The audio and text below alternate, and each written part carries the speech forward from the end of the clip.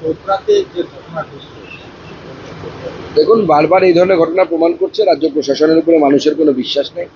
মধ্যযুগীয় ব্যবস্থা।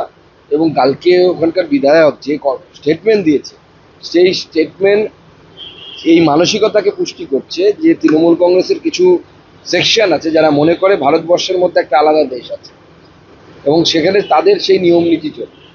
এটা চলতে পারে না। ভারতবর্ষের সংবিধান আছে, সেই সংবিধান অনুসারে দেশ চলবে। দাদা সেটা হলো যে বিজেপি তরফে এরা টুইট করা হয়েছে তৃণমূল দুর্গের যে মণিপুর দেখতে পায়, কোচবিহার দেখতে পায়। না, সে তো তৃণমূল কুচবিহারও দেখতে পাচ্ছে না, আপনার চোপড়াও দেখতে পাচ্ছে না, কিছু দেখতে পাচ্ছে না। দেখতে পেলে তো ব্যবস্থা নিত। সব থেকে বড় কথা, আমরা দূরবীন দিয়ে প্রশাসন দেখতে পাচ্ছি। দূরবীন দিয়েও প্রশাসনকে দেখা যাচ্ছে না। প্রশাসনের তো এখন একটাই কাজ, বিজেপির নেতাদের কোথায় কি কে কি করছে এবং তাকে কেস দিতে হবে। প্রশাসন যদি বিজেপির নেতাদের পেছন পেছন ঘুরে বেড়ায়, পুলিশ যদি বিজেপির নেতাদের পেছন পেছন ঘুরে বেড়ায়, আইন শৃঙ্খলা রক্ষা হবে কি হবে? হবে না। সেইটাই হচ্ছে। জেসিপি গ্রেপ্তার হয়েছে, যে অভিযুক্ত জেসিপি আরে সে তো গ্রেপ্তার করে কি হবে? হামিদুলের কাছের লোক। হামিদুল ইনডাইরেক্টলি তাকে সাপোর্ট করছে। হামিদুলকে গ্রেপ্তার করা হচ্ছে।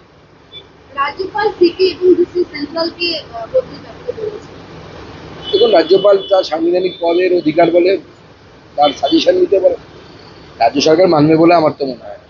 দাদা জ্বালানির দাম পেট্রোল এবং ডিজেলের 1 টাকা করে দাম বাড়বে। দেখুন, জ্বালানির দাম সময় সময় বাড়ে, আবার সময় সময় কমে। আবার আন্তর্জাতিক বাজারে যখন জ্বালানির ক্রুড অয়েলের দাম কমে যাবে, তখন আবার কমে যাবে। গণপুনরায় মৃত্যুর ঘটনা জেলায় ছড়িয়ে গেল, গতকালও একজন মারা গেল ঝাড়গ্রামে।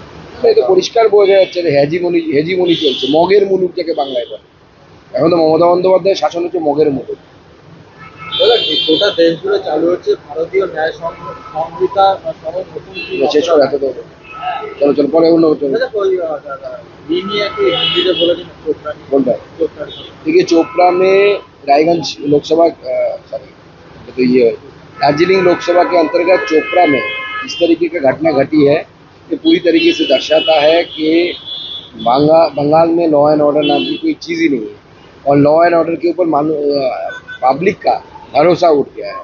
जब लॉ एंड ऑर्डर के ऊपर पुलिस के ऊपर भरोसा उठ जाता है, तभी इसी तरीके की घटना घटती है। और इसमें जो तृणमूल कांग्रेस के विधायक हैं हमीदुर रहमान, उनके जो घनिष्ठ लोग हैं, उनका पूरी तरीके से इसमें रोल है।